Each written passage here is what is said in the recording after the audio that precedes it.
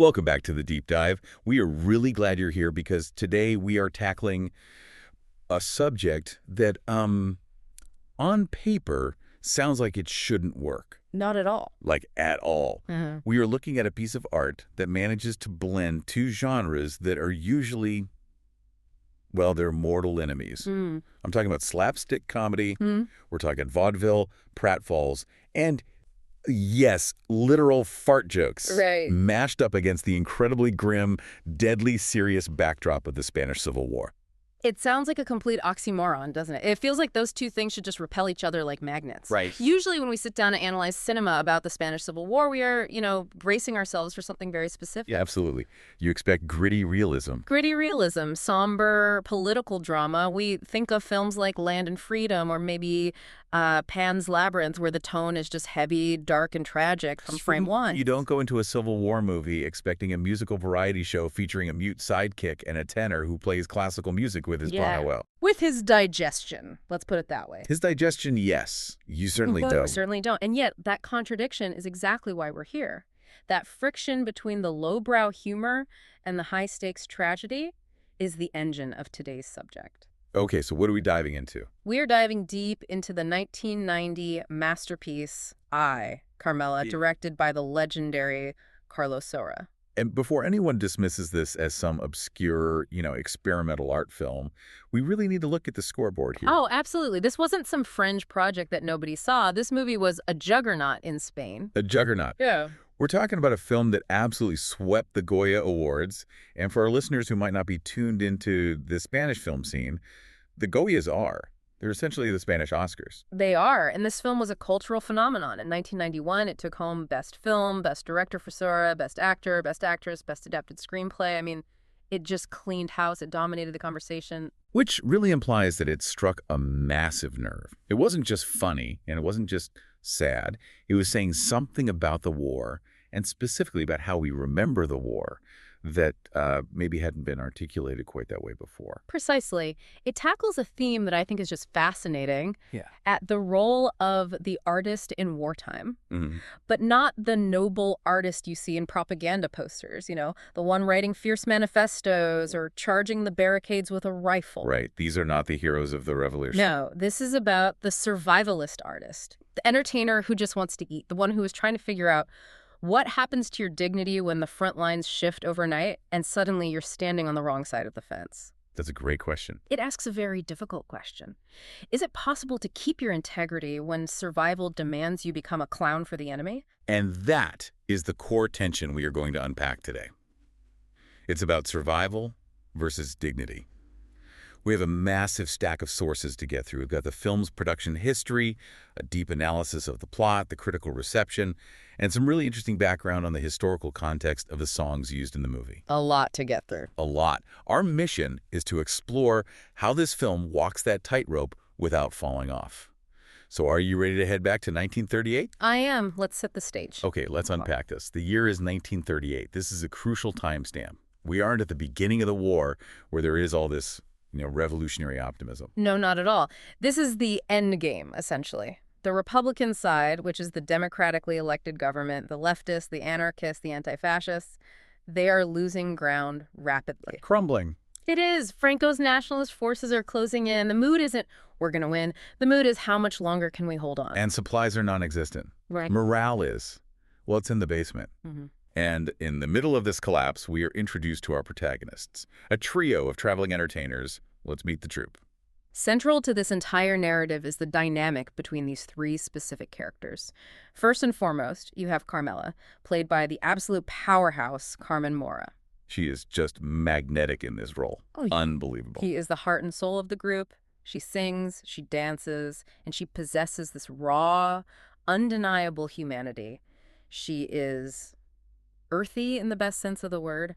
She feels things deeply. She represents the emotional core of the Republican spirit, a bit chaotic, very passionate, and deeply empathetic. And then you have her partner, Paulino, played by Andrés Pajares. Now, Paulino is, well, he's a different animal entirely, isn't he? He is. Paulino is the pragmatist. He considers himself an artist. He reads poetry. He tries to maintain this air of artistic dignity and sophistication. He wants to be seen as a serious performer. But the reality of their act is A little less sophisticated. Right, because despite all his pretensions, his big talent, the thing that actually brings a house down and gets them paid, he plays tunes with his farts. I mean, yeah, we have to pause on that for a second. It's such a specific choice by the filmmakers. You have this guy reciting poetry 1 minute and doing flatulence-based musical numbers the next. Right. Why include that? Is it just for a cheap laugh? I don't think so. I really don't. I think it serves a very specific narrative purpose.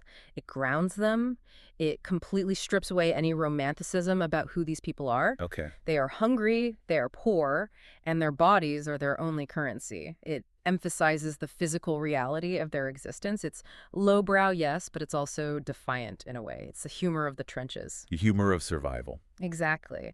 And then rounding out the trio is Gustavete, played by Gabino Diego. Gustavete. And Gustavete is fascinating because he is a mute. He communicates entirely through writing on a slate chalkboard that he carries around his neck. He's the third wheel, but he's also crucial, isn't he? He is the witness. In narrative terms, he represents the innocent observer. He can't speak, he can only watch and record. In a way, he's a stand-in for the audience, or perhaps for the future generations, looking back at the war, unable to intervene, just watching the horror unfold. So we have this motley crew, and they are touring on the Republican side of the conflict. The film opens in a town called Monteo, and I want you to describe the vibe of that opening performance for us, because I think it tells us everything we need to know about their world. It's a scene of desperate normalcy. Ah. They're performing for Republican troops in what looks like a town square or a bombed-out theater.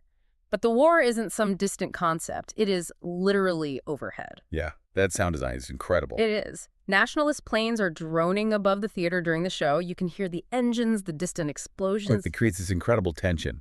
You're watching a comedy routine, but you're flinching every time the sound makes shifts. Yeah. But nobody leaves. Yeah. No one leaves. And that's the power of the entertainment. The audience is captivated. Carmela represents justice or the Republic in a tableau vivant, wrapped in the flag. Right. Paulino is waving the Republican colors. They are singing songs of freedom. It is a mix of genuine patriotic fervor and, as we mentioned, very, very lowbrow humor. It feels like a coping mechanism. A huge one. Absolutely. It's collective therapy. They are laughing at the fart jokes because if they stop laughing, the reality that they might die tomorrow just crashes in. They are singing the patriotic songs to remind themselves why they are fighting, even as they are losing. But things take a turn pretty quickly. The performance ends, the reality sets in. They decide that the front lines are getting a little too close for comfort. This is the inciting incident. They decide they've had enough of the front. They want to flee to Valencia, which was still a Republican stronghold, further from the immediate fighting. They just want safety. They want safety. But to get to Valencia, they need supplies, specifically fuel. And this leads to a scene that really establishes the lengths they will go to. They don't have money. They don't have authorization. So Carmela has to distract a Republican truck driver so the guys can steal gasoline. It's a scene that is played for a comedy, but the undercurrent is quite dark, isn't it? She allows the driver to get a little handsy. A little that. She flirts. She lets him touch her. It really shows the desperation. And it also shows the dynamic between Paulino and Carmela. Paulino is okay with pimping her out, essentially, if it gets them the gas. Exactly. It establishes Paulino's moral flexibility right from the start. He is willing to compromise Carmela's dignity for their survival. It's a precursor, a foreshadowing of the much larger, darker compromises that are coming later in the film. So they get the gas, they steal it, they pile into their beat-up truck. Gustavetes, the props, the costumes, and that massive Republican flag, and they drive off into the night. And here, the film utilizes a very classic narrative device, the fog. Literally and metaphorically. Yes, the fog of war. They are driving through a misty night, trying to navigate these treacherous, unmarked roads. They're arguing, they're tired, they're stressed. They lose their bearings completely. And when the sun comes up, the fog lifts, and they see a checkpoint. They think, oh, thank God, it's our guys. They drive up, smiling, ready to maybe do a quick number to get through. And then they see the uniforms. And the uniforms are not Republican. They have stumbled directly into nationalist territory. They have crossed the lines without even realizing it. And the worst part is, they are traveling with their procs. Which is the worst possible luggage to have at that moment.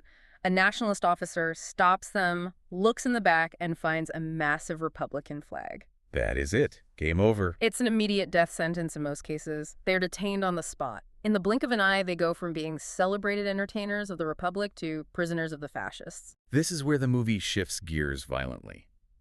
We go from a road trip comedy to something much, much darker. They are taken to a local schoolhouse. But, as is so common in Civil War narratives, the school is no longer a place of learning. No, it has been converted into a makeshift prison for Republican sympathizers, captured soldiers, and anyone else the Nationalists deemed undesirable. And the film doesn't shy away from the reality of this. It's grim, it's crowded, it smells of fear and unwashed bodies. And the threat isn't abstract at all. Not at all. Prisoners are periodically taken away. You hear a name called, a person is dragged out. Then you hear the truck engine start. Then a few minutes later, you hear the volley of gunfire. Oh, man. Then the truck comes back empty. It's industrialized death. It's rhythmic. And amidst this horror, while Paulino is practically hyperventilating, trying to explain that we're just actors, we're not political, Carmela does something interesting. She makes a connection. She does. She befriends a prisoner from the International Brigade, specifically a Polish soldier.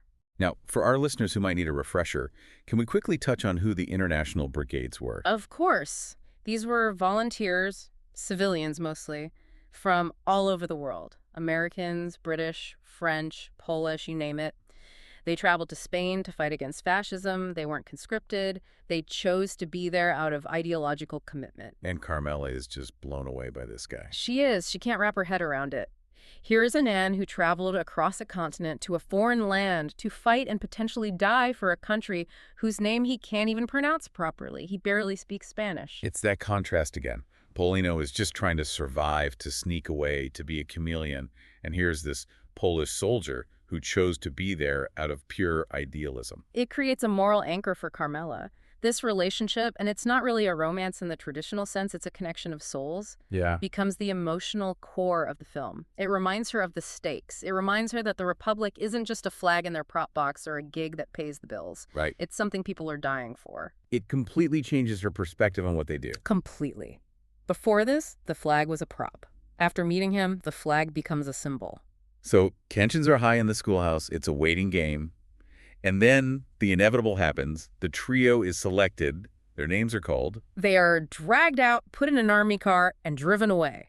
At this point, the audience and the characters are 100% convinced they're being taken to a wall to be shot. You're just waiting for the sound of the guns.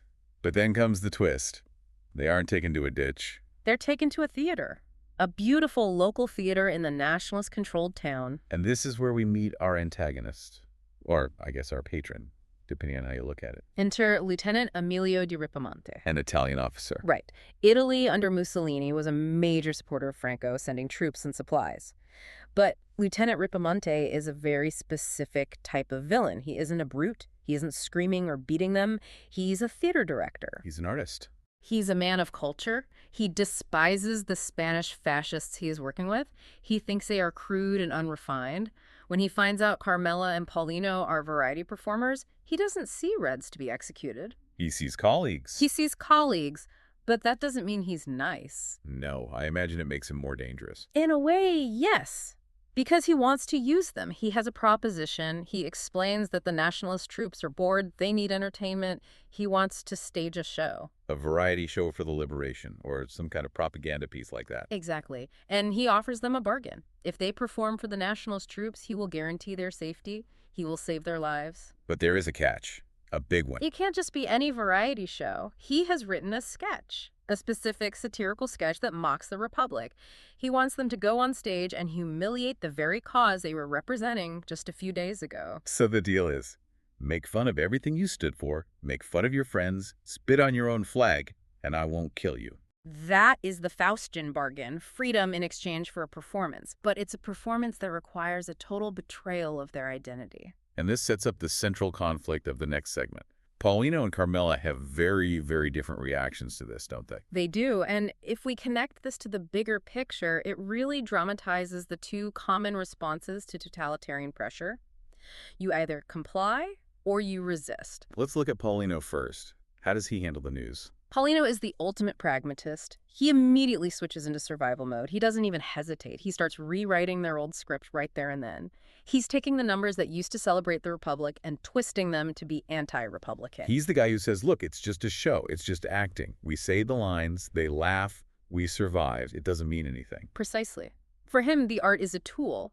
It has no intrinsic moral weight if it means getting shot. He separates the performer from the person. He thinks he can wear the mask without it sticking to his face. But Carmela can't do that. No. She resists. She digs her heels in. She absolutely refuses to betray her anti-fascist convictions. She doesn't want to mock her own beliefs. And more importantly, she is thinking of the people back in the schoolhouse. She feels that performing this show is a betrayal of them. A personal betrayal. A deeply personal betrayal. There is a real tension there.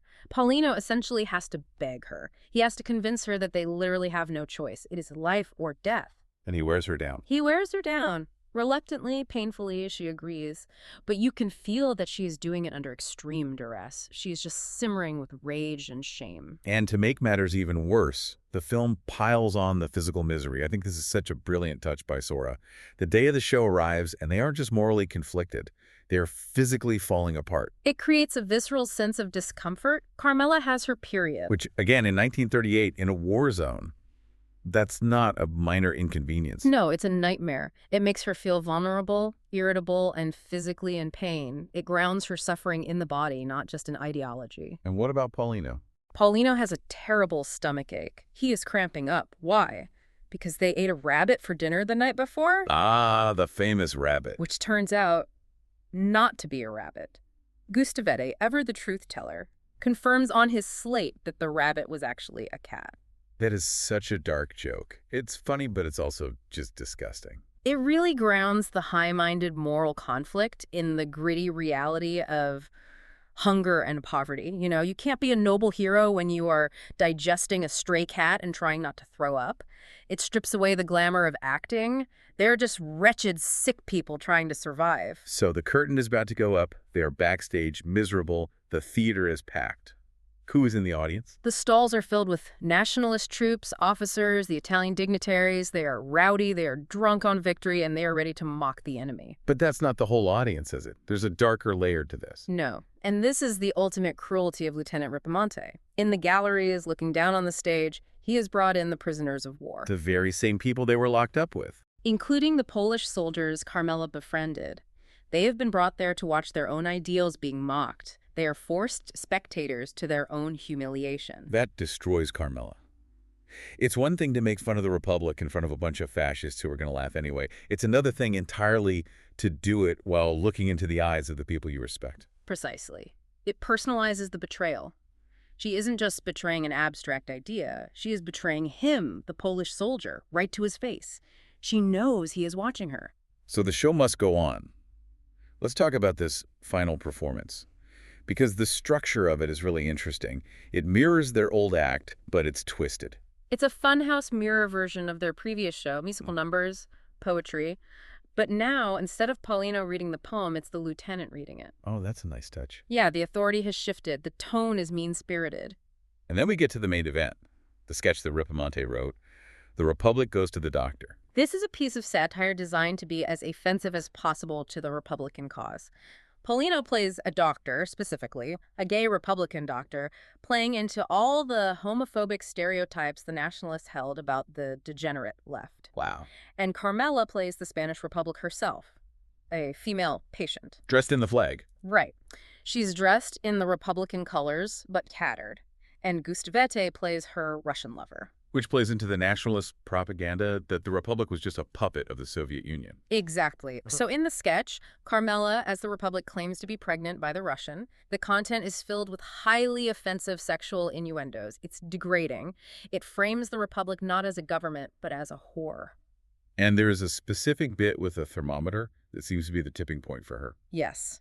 The script calls for a crude physical gag. Carmela asks the doctor to insert a thermometer, and Paulino, in character, refuses, claiming it is broken or he doesn't want to touch her. It's a lowbrow, sexualized joke at the expense of her body and the symbol she represents. And this is where Carmela breaks. She just can't do it anymore. She hits her limit.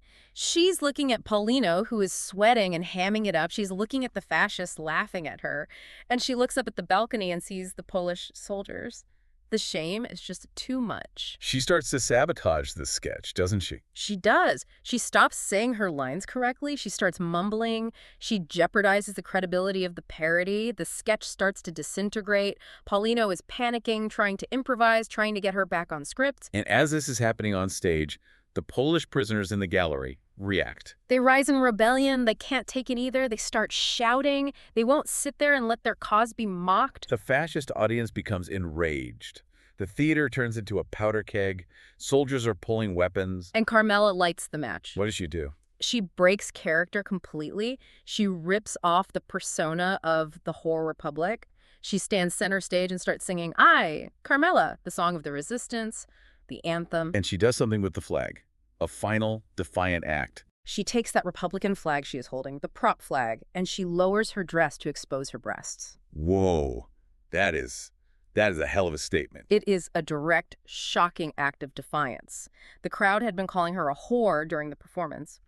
By exposing herself voluntarily, she is reclaiming her body. She is saying, I am here, I am real, and I am not afraid of you. It invokes the imagery of liberty leading the people, that famous Delacroix painting. It's an act of supreme vulnerability and supreme power all at once. Yes, she is daring them to look at her as a human being. And the reaction is instant. What happens? A nationalist officer in the stalls stands up. He doesn't hesitate. He raises a pistol and shoots her. Just like that. Just like that. A shot to the forehead. That is brutal. It goes from a comedy sketch to an execution in a split second. And that is the film's thesis in a single moment. Mm-hmm. The comedy cannot protect you from the violence of the war. The fart jokes won't save you. Carmela falls dead on the stage. And in that moment of horror, something miraculous happens with Gustavete. In his anguish, seeing Carmela die, the woman who was essentially his mother figure, his protector, the shock breaks something in his brain. Or fixes it. He suddenly recovers his voice. He calls out. The mute speaks. He screams her name. But it's tragic irony, isn't it? He finds his voice only when it is too late to use it to save her. Man, that is heavy.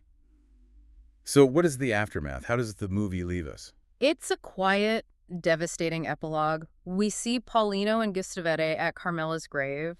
It's a rudimentary grave, basically a dirt mound on the side of the road. They are survivors again, just the two of them. They decorate it with flowers, and they leave Gustavete's chalkboard there. He doesn't need it anymore. No, and Gustavete speaks the only words of the scene. He looks at Paulino and says, come on, Paulino. Come on, Paulino. Just that. And they return to the road. The song, I, Carmela, in the background. They just keep moving. That is such a powerful ending. It's not a happy ending, obviously, but it's not a completely hopeless one either. They were still moving.